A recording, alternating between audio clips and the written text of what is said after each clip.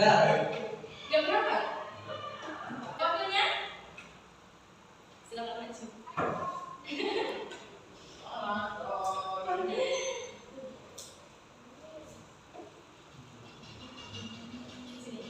Oke, baik, tugas kamu sekarang memperkenalkan kami nama dari teman kalian ini satu-satu. Mulai dari saya sendiri dulu. Perkenalkan, nama saya Kalita Naila Katunada. Biasa dipanggil Kalita atau Naila, silakan dipanggil apa boleh. Dan hai Naila. Saya perkenalkan mulai dari daerah Bisa namanya Wini Naila Tunasuka. Biasa dipanggil Sufa, bisa dipanggil Wini. Lalu di sampingnya namanya Sila Yudhati. Biasa dipanggil Mbak Sila. Syu.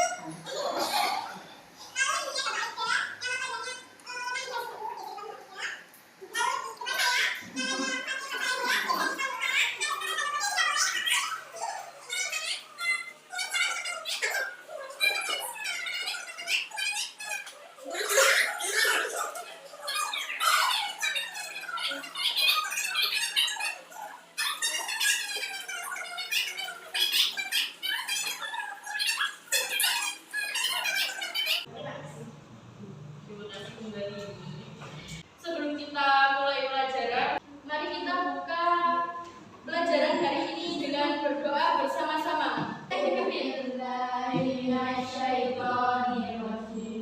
Bismillahirrahmanirrahim. Rabbis shrahli sadri wa yassirli amri wahlul 'uqdatam min lisani yafqahu qawli. Hari ini kita akan belajar mengenai teks berita. Ada yang masih ingat apa itu teks berita? Ayo coba. Ada yang masih ingat apa itu teks berita? Ayo coba ingat. Yang berisi suatu peristiwa. Benar tapi kurang benar. Ada lagi? Ayo coba. Teks yang berisi mengenai suatu peristiwa. Benar tapi kurang benar. Apa itu teks berita? Kamu Mas? Yang menyampaikan kabar atau informasi secara faktual atau Benar. Jadi teks berita itu berisi mengenai informasi yang memberitakan peristiwa-peristiwa penting di dunia. Nah, mari kita kupas satu-satu. Teks berita adalah informasi atau penerangan. Teks berita ditunjuk untuk umum. Informasi dalam media massa bersifat faktual dan aktual. Jadi apa sih yang perlu diperhatikan dalam teks berita itu? Yang pertama yakni aktual atau terkini. Teks berita selalu berusaha menyajikan informasi yang terbaru.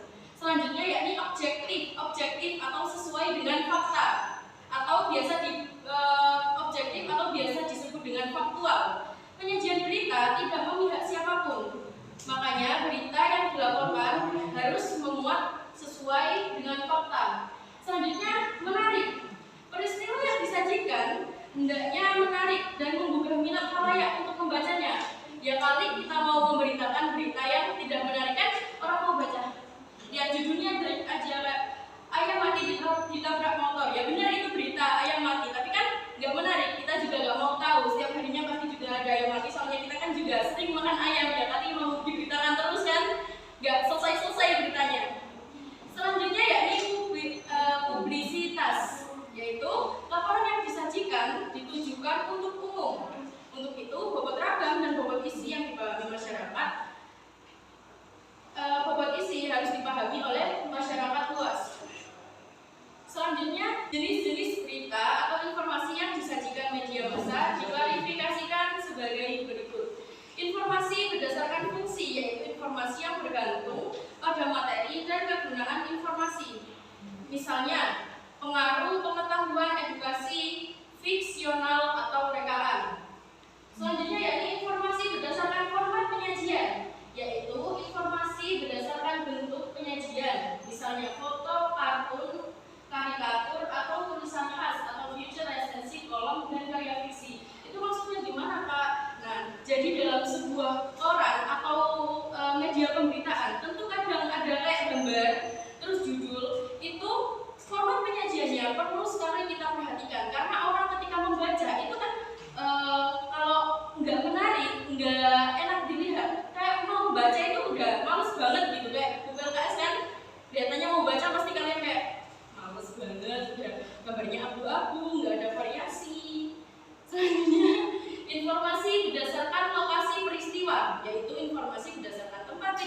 peristiwa berlangsung.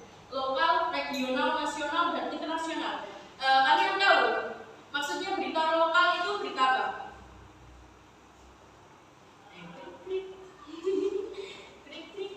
Berita daerah. Berita daerah setempat ya. Lalu berita regional? Berita yang ada di wilayah. Wilayah, suatu wilayah yang budaya sama karakteristik tempatnya itu sama. Nasional? Berita nasional. Sip. Terus berita internasional?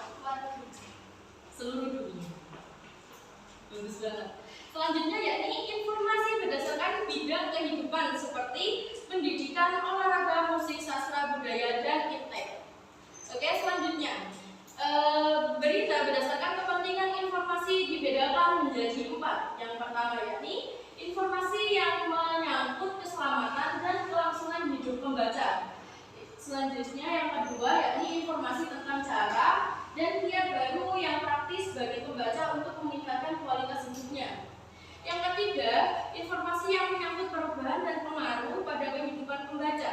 Yang keempat, informasi tentang peluang bagi pembaca untuk memperoleh sesuatu. Nah, jadi dalam teks berita harus mencantumkan kepentingan dari berita tersebut seperti yang dipaparkan pada PPT ini. Selanjutnya, faktor yang mempengaruhi pemberitaan suatu media massa. Jadi faktor yang pertama yakni kebijakan pemilik perusahaan. Jadi sebagai awak redaksi ya, kalau kita menjadi kayak jurnalis atau wartawan, kita harus mengikuti kebijakan pemilik perusahaan. Kebijakannya itu biasanya berupa apa, Kak? Nah, itu kebijakannya biasanya berupa peraturan dari, yaitu bentuk peraturan SOP, terus kode etik dan lain-lain. Terus simpatisme massa terhadap suatu partai. Ada yang tahu maksudnya gimana? Simpatisme massa terhadap suatu partai. Apa sih maksudnya? Coba yang cowok. Ada yang bisa? Maksudnya gimana sih?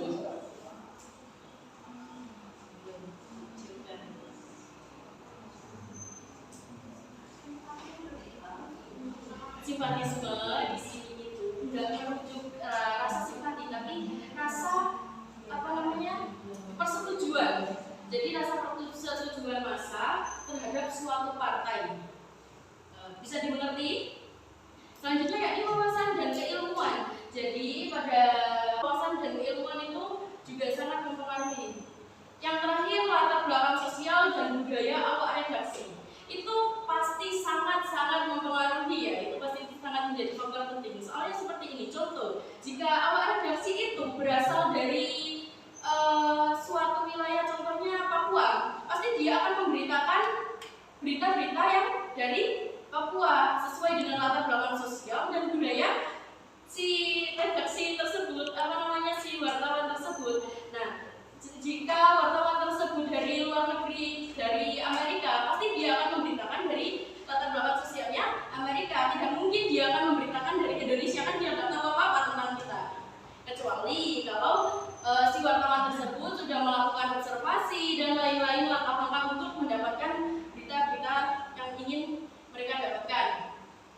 Selanjutnya yakni jenis-jenis berita atau informasi yang disajikan media massa diklarifikasikan sebagai berikut. Yang pertama yakni kepala berita atau lead.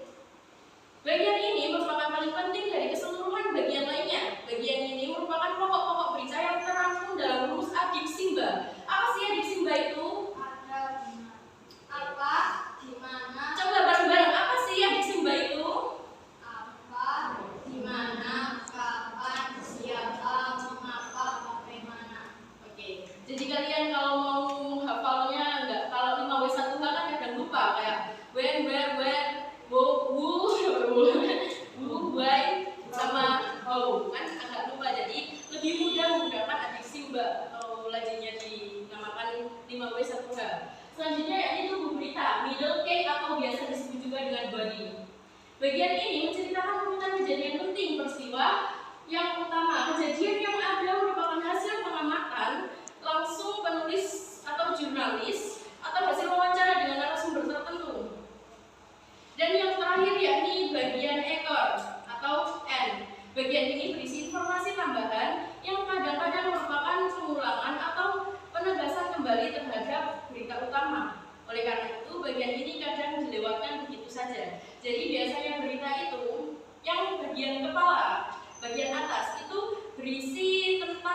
jawaban-jawaban dari pertanyaan adik Simba. Apa sih yang terjadi? Nah, itu biasanya ditulis di bagian pertama. Terus kapan peristiwa itu terjadi?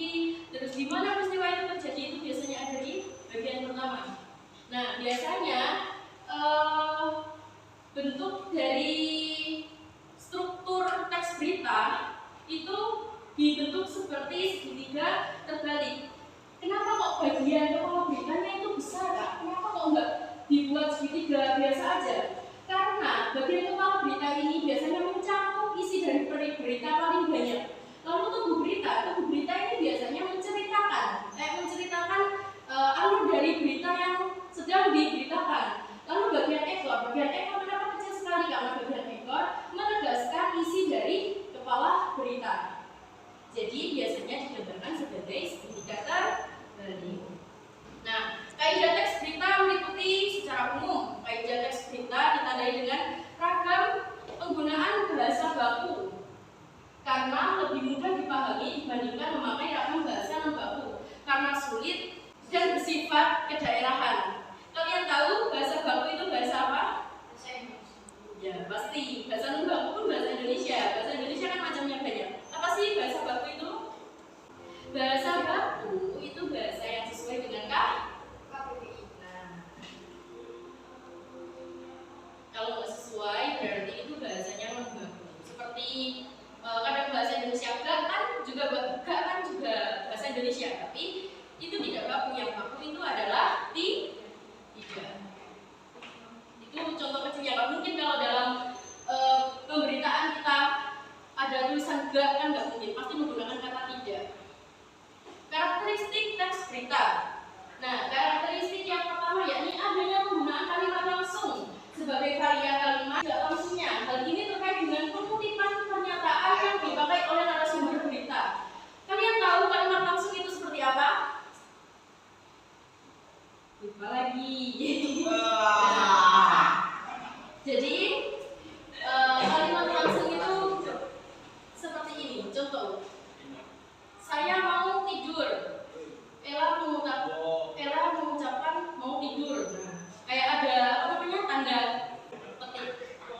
Nah, biasanya kalau di cerpen-cerpen kalian tahu kan kalau ada tanda petik, nah itu kalimat langsung. Tapi kalau kalimat tidak langsung gini.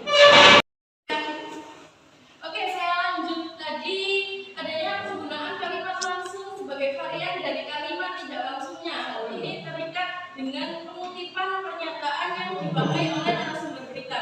Tadi kalian sudah saya jelaskan mengenai kalimat yang langsung. Lalu kalimat yang tidak langsung itu bagaimana sih, Kak? Nah, kalimat yang tidak langsung itu seperti ini. Ella mengatakan kalau Ella mau tidur. Nah, itu kayak apa ya? Kayak orang lain yang bilang gitu. Kadang menurut ini kalau teks berita adalah ini. Itu namanya kalimat yang tidak langsung. Bisa dimengerti? Selanjutnya yakni adanya penggunaan konjungsi. Tolong yang belakang agak tenang. Adanya penggunaan konjungsi bahwa yang berfungsi sebagai penerat kata yang diikutinya. Contohnya, Ariana mengatakan bahwa saat ibunya dalam keadaan pingsan. Nah, ini adalah contoh kalimat tidak, karena Ariana mengatakan bahwa saat ibunya dalam keadaan pingsan tidak satupun orang di rumah yang bisa membawanya ke rumah sakit. Di sini Ariana yang mengatakan, bukan kadang ini, ibu dalam keadaan pingsan tidak satupun orang di rumah yang bisa membawanya ke rumah sakit. Ibu bilang ke Ariana dalam keadaan yang lemah. Nah, itu kalimat yang langsung. Gimana, bisa dimengerti?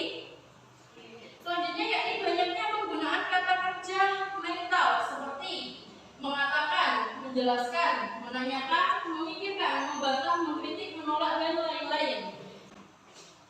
Adanya penggunaan fiksi, keterangan waktu dan tempat sebagai konsekuensi dari perlunya kelengkapan suatu berita yang mencakup unsur when,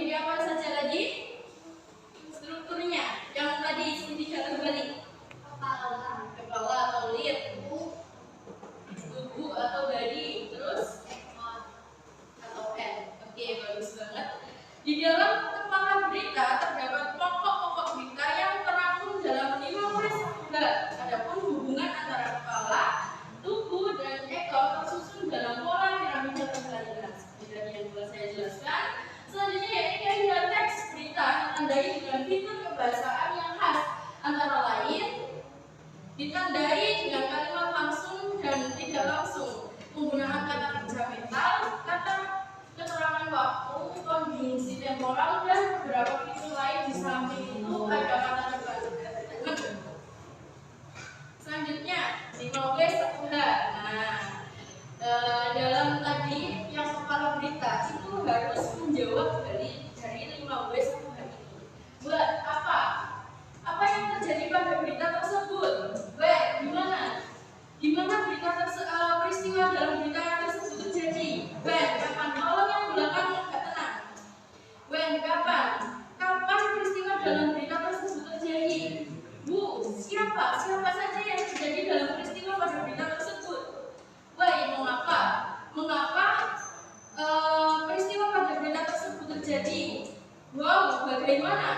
Bagaimana rangkaian peristiwa yang terjadi pada berita tersebut? Itu semua harus dapat terjawab pada bagian lead. Tapi biasanya kalau di berita online yang tidak menganut struktur berita yang sesuai dengan kaidah kebahasaan yang benar, itu penjelasnya itu diulangi lagi pada bagian N atau bagian ekor. Selanjutnya yakni mengevaluasi teks berita. Setelah kita membuat teks berita, kita perlu mengevaluasi teks berita. Dalam mengevaluasi teks berita, apa saja sih yang perlu diperhatikan? Yang pertama yakni melakukan penilaian tujuan memberikan gambaran tentang kelebihan dan kekurangan teks berita.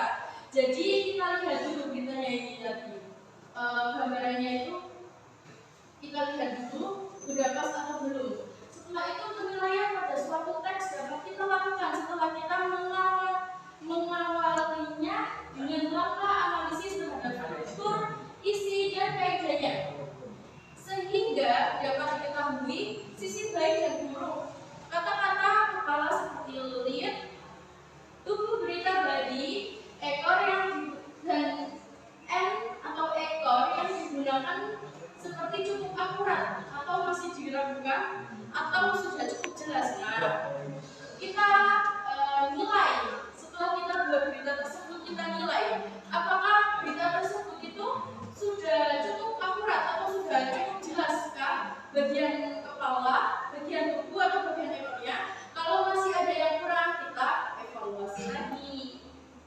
Setelah itu menginterpretasikan teks berita. Dengan menginterpretasikan teks berita, kita bisa mendapatkan makna yang terkandung di dalamnya, yaitu menambah wawasan dan membuka cakrawala ilmu pengetahuan. Jadi setelah kita membaca teks berita, pasti kita itu bisa kita pasti merasa kayak kita tahu hal baru. Kalau kita kurang membaca kan pasti kayak nggak tahu apa-apa. Dan berita itu sangat penting dalam kehidupan sehari-hari. Kita hidup tanpa berita itu kayak hidup di dunia primitif gitu, nggak tahu apa sih yang terjadi di dunia luar. Jadi kita sebagai kaum Gen Z, kalian kelahiran tahun berapa kira-kira? Oh, masih Gen Z kalau ini. Kita sebagai Gen Z, generasi Z, kita harus lebih upgrade ya, harus lebih up to date daripada generasi milenial.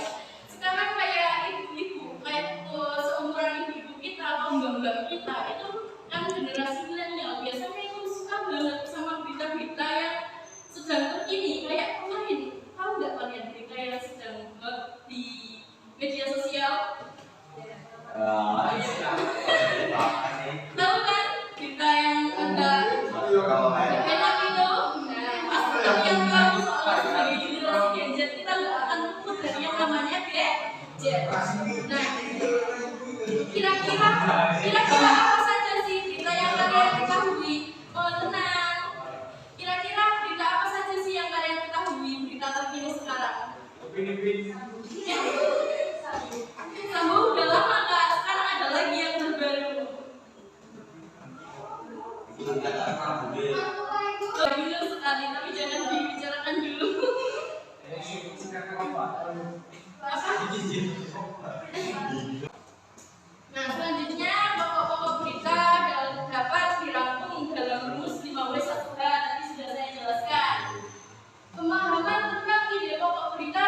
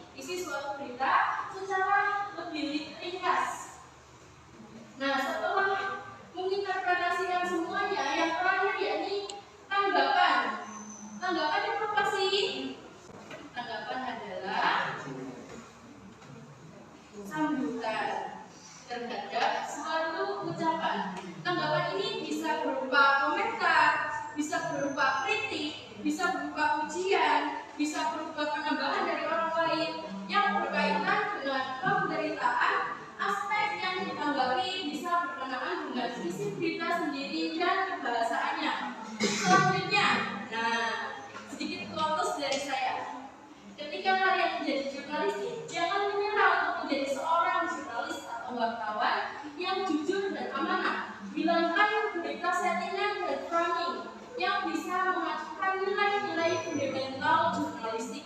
Jadi ketika suatu saat nanti kalian bercita-cita menjadi seorang wartawan atau bercita-cita menjadi seorang jurnalistik, jangan pernah sekali-kali menambah-nambahi bumbu dalam berita yang kalian buat.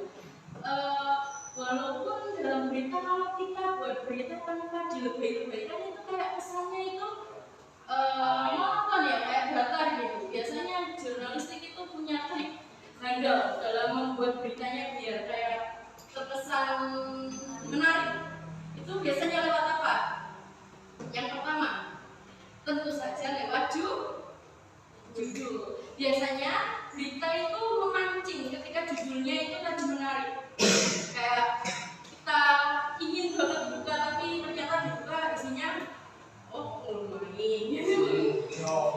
Oke.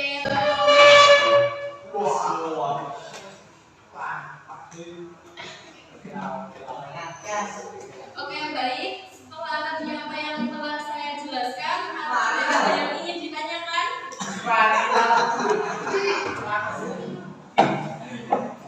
Teman-teman, apakah ada yang ingin ditanyakan? Ya, nanti kan ada yang tidak paham. Apakah sudah dipahami tadi? Sekarang saya tanya balik ya, kalau sudah dipahami. Tadi adiksi baik itu apa? Apa, di mana, kapan, mengapa? Sebentar, yang lain. Ayo kamu Mbak, yang pojok. Bagian pojok. Adiksi baik itu apa? Ya.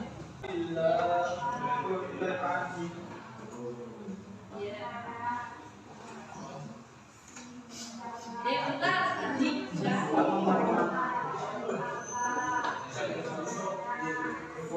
Bentar, Kak. Adik. Ya.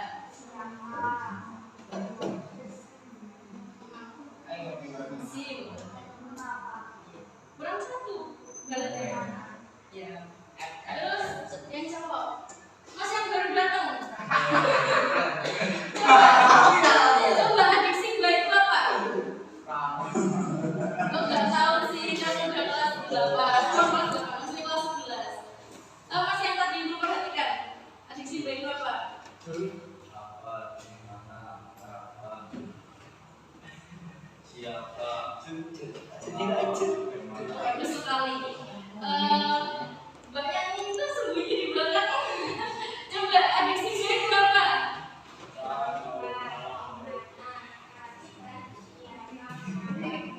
Bagus.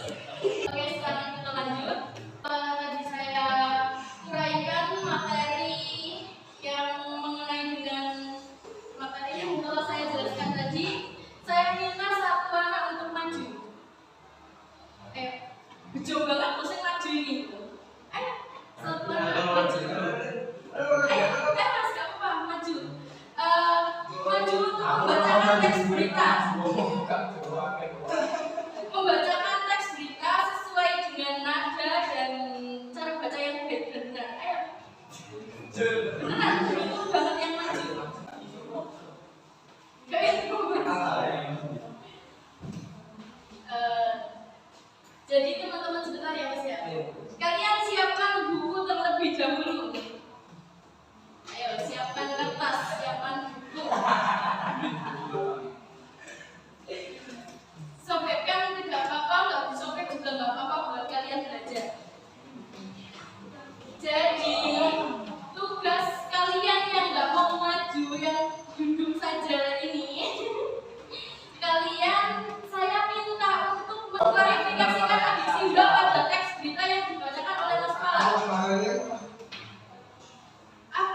Apa yang terjadi pada berita yang dibacakan? Jadi nanti bacanya jangan cepet-cepet, malah nanti takutnya teman-teman apa itu mau gitu. Paham? Paham kan teman-teman? Tadi kalian saya tanyai isi yang ada di isi yang disampaikan oleh Mas Pala ini. Mas, coba. ribuan guru honorer demo Judulnya itu. dalam depan gedung DPR lumpuh. Liputan 6 kok. Jangan. Itu kan.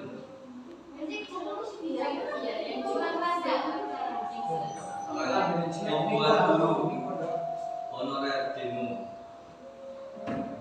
Jalan depan gedung DPR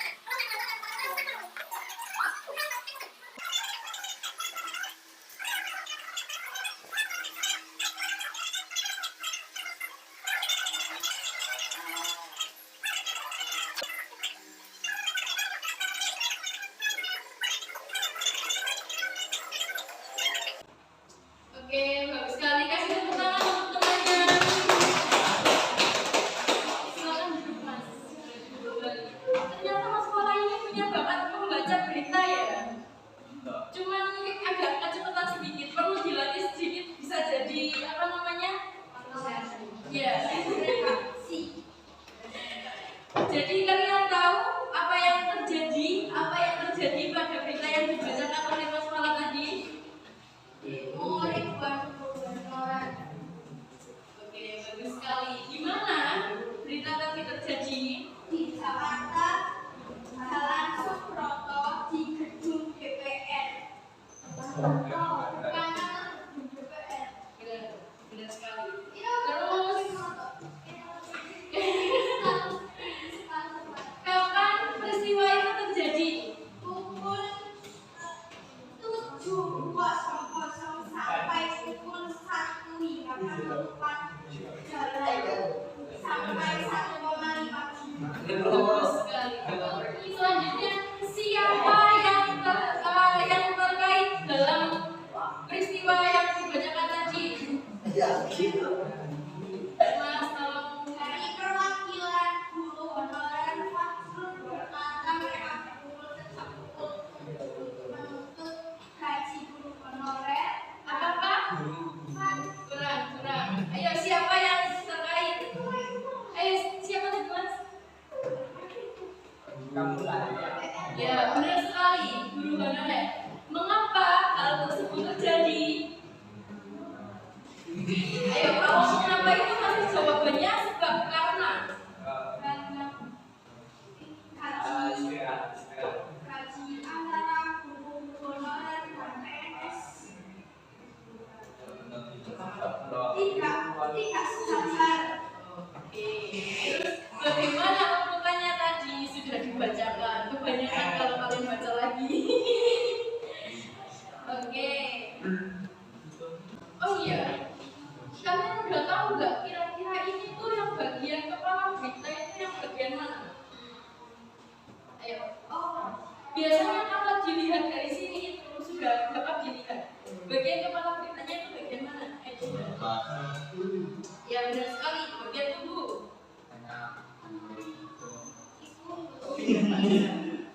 Ya benar. Terus bagian ekor? Aduh, ya. Oke, Ibu rasa kalian sudah cukup mengerti ya. Selanjutnya, selanjutnya kelompok 1, kelompok 2, kelompok 4 ini mulai dari mana? Lima ini. Kasihan ya cuma minta ke siapa?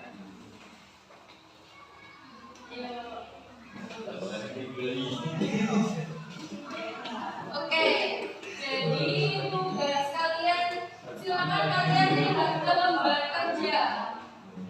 Jadi kalian kan sudah saya berikan lembar kerja setiap satu kelompok. Nah, nanti di sini kalian tulis nama anggota kalian itu siapa saja.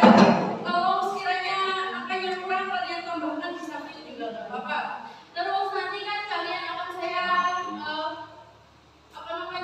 putarkan video mengenai berita. Nah, ini nanti kalian isi tentang W-nya itu apa saja. W-nya itu apa saja seperti tadi yang telah kita simulasikan. Setelah itu kalian simpulkan isi dari berita tersebut di bagian belakang berita.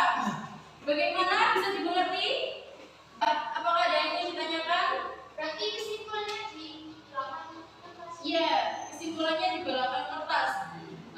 Walaupun isinya enggak sama persis, yang penting isi pokok dari berita ini itu apa saja. Nah, kalian nanti tulis di bagian belakangnya. Terus kelompok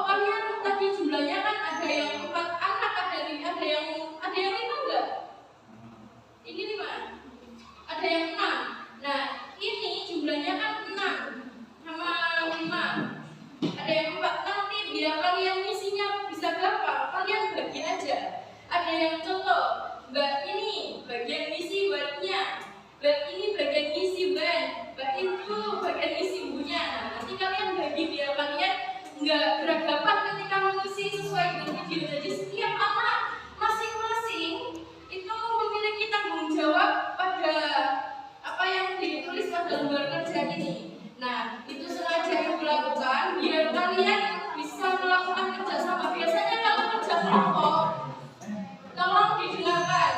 Biasanya kalau kerja kelompok itu yang satu kerja, yang lain berkelompok. Jadi saya buat seperti ini agar kalian bisa bekerja secara berkelompok. Kalian putar, kalian tentukan bagian-bagiannya itu yang mana, bagian-bagiannya itu yang mana, bagian where-nya itu yang mana. Nanti kalian tulis. Saya kasih waktu 5 menit, kira-kira cukup gak ya? Cukup ya? Kebanyakan kayak kebanyakan. Ya oke, saya kasih waktu 3 menit untuk mengerjakan lembar kerja ini. Kalian tulis bagian-bagiannya apa, kalian tentukan bagaimana. Saya kasih waktu 3 menit. Setelah itu nanti kalian presentasikan hasil dari apa yang kalian tulis setiap kelompoknya.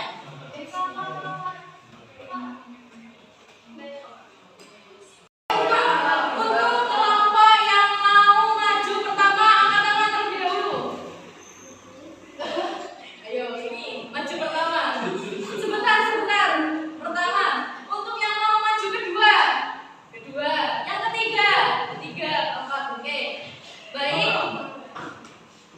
Langsung saja untuk kelompok 1, silakan maju mempresentasikan hasil diskusi kalian. Dibagi loh ya. Bagian ini apa? Yang jelasin dibagi, jangan dijelasin satu anak aja. Dibagi yang bagian jelasin ini, bagian jelasin ini. Mulai. Ayo silakan salam dulu. Assalamualaikum warahmatullahi wabarakatuh. Kau nggak dijawab yang keras. Waalaikumsalam warahmatullahi wabarakatuh. Coba salam sekali lagi. Assalamualaikum warahmatullahi wabarakatuh. Waalaikumsalam warahmatullahi wabarakatuh. Kami dari kelompok 1 akan mempresentasikan hasil diskusi kami. Beralih siaran TV analog ke digital. 2 November 2002 pukul 14 WIB. Joni Gebret atau Menkominfo. 3 kabupaten atau kota termasuk kawasan Jabodetabek. 5 baik agar masyarakat lebih menikmati siaran TV yang lebih jernih. 6 siaran TV analog akan dihentikan di Jabodetabek dan dilanjutkan ke 222 wilayah atau kabupaten yang masih menggunakan TV analog bisa beralih ke TV digital dengan menggunakan stop. Kesimpulan, siaran TV analog akan dihentikan di wilayah Jabodetabek dan akan dilanjutkan di 222 wilayah di Indonesia. Kominfo menyediakan kontak layanan 169 WA 0811880208 serta yang masih menggunakan TV analog bisa menggunakan set waktu penggantian menonton TV berbayar dan para pengguna dengan apapun. Tidak. Silakan dari kelompok lain ditanggapi. Tadi sudah saya jelaskan, tanggapan bisa berupa komentar, ujian, kritik. Silakan ditanggapi apa yang disampaikan oleh kelompok 1. Yang mau mengajukan suatu ya, bagian bahwa itu bisa kalian bacakan kembali. Siaran TV analog akan diberhentikan di Jabodetabek dan dilanjutkan di 222 wilayah atau kabupaten yang masih menggunakan TV analog bisa beralih ke TV digital dengan menggunakan set top box. Itu kan artinya siapa? Kenapa kamu isinya seperti itu? Bacakan langsung. Gue itu Joni Gebret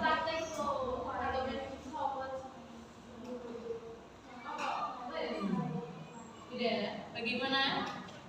Tidak. Oke. Jadi kelompok yang lain apakah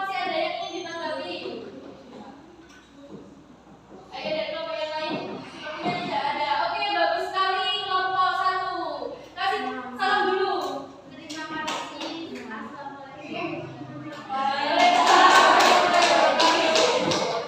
tangan dong. Assalamualaikum warahmatullahi wabarakatuh. Waalaikumsalam warahmatullahi wabarakatuh. Kami di sini dari kelompok 4 akan membacakan diskusi dari kelompok kami mengenai analisis berita yang tadi diberikan di grup WhatsApp. Oke. Mulai dari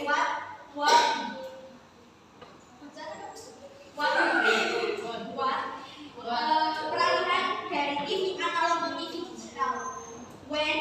Pada November tanggal 22 November 2022 pukul 24.00 waktu Indonesia Barat. Siapa? Warga wilayah Jabodetabek dan 222 kabupaten kota.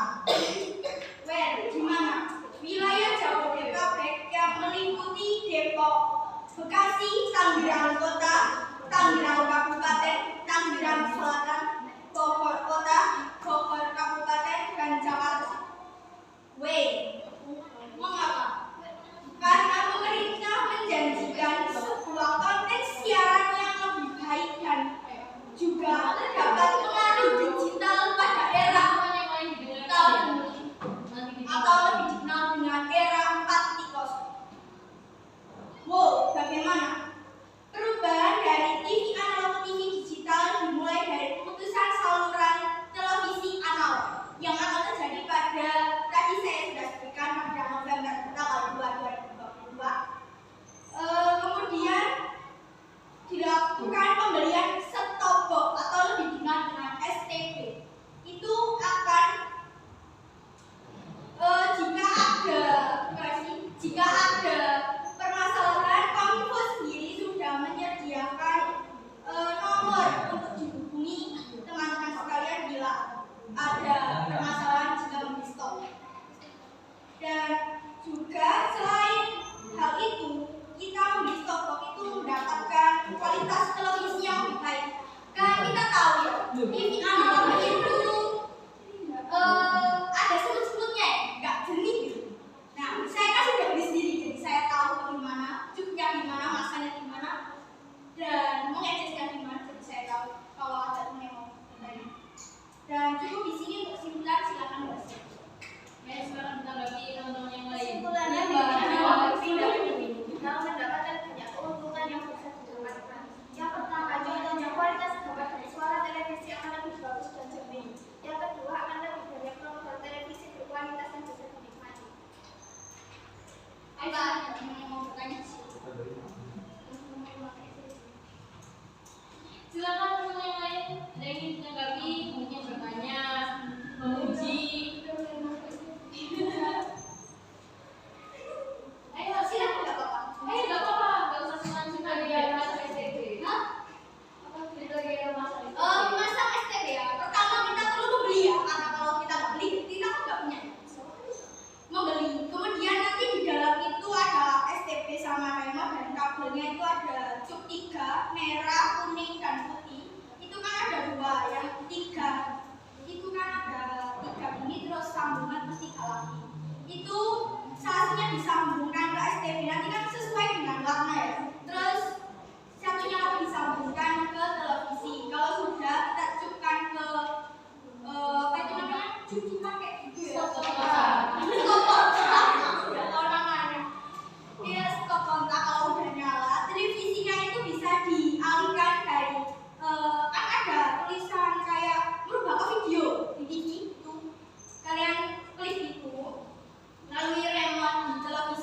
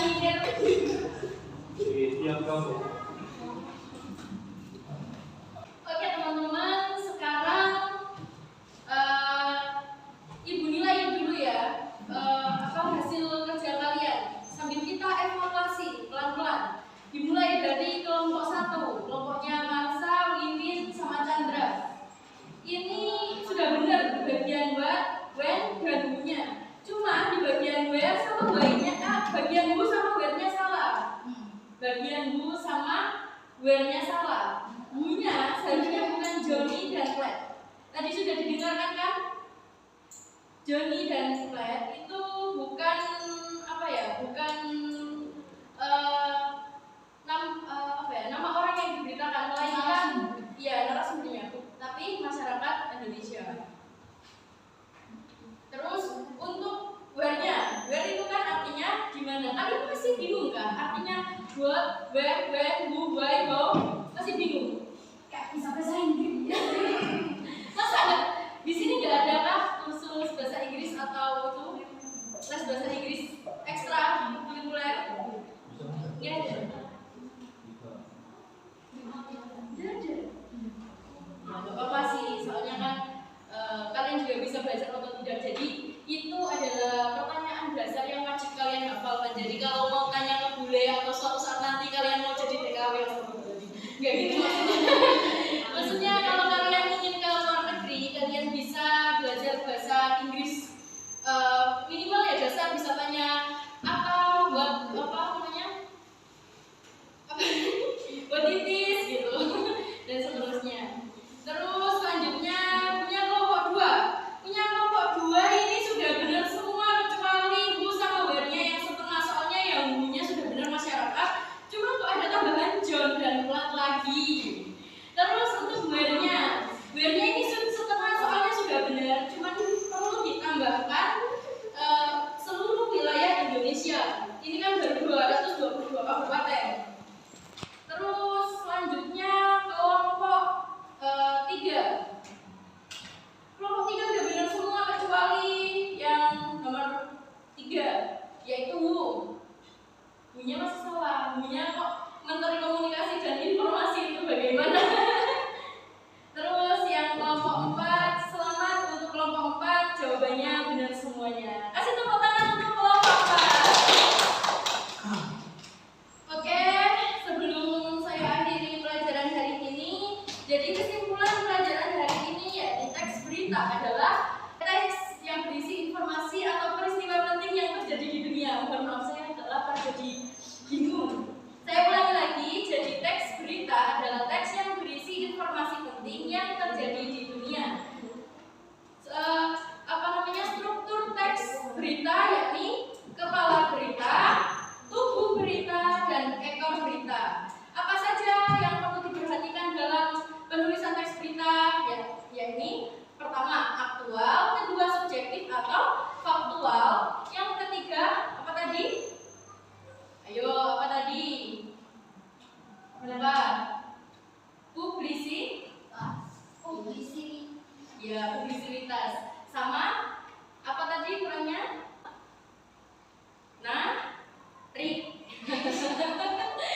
Terus ada lagi yang perlu diperhatikan dalam pembuatan teks berita, yakni menggunakan a, di, sin, ba.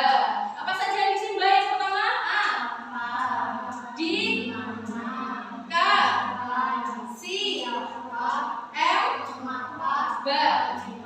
Bagus sekali. Selanjutnya saya tanya teman-teman ya, random ini. Kamu kerudung biru. Struktur teks berita apa aja? Ya, bagus sekali. Kasih tepuk tangan untuk temannya. Kamu yang pegang HP. 5W1H. Pakai bahasa Inggris. Ayo nggak apa-apa. Kita baca semuanya ya.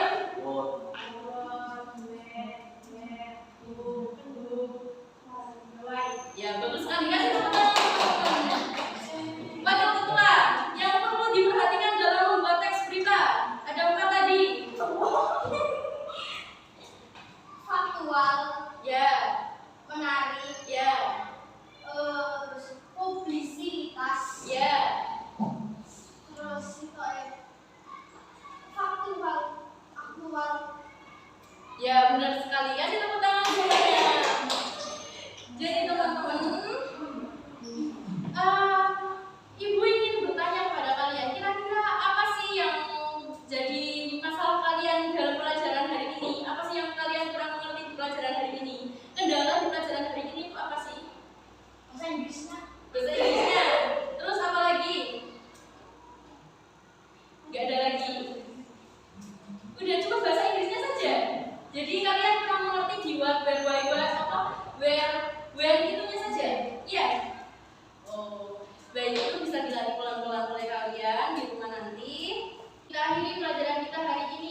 dengan membaca doa bersama-sama. Bismillah.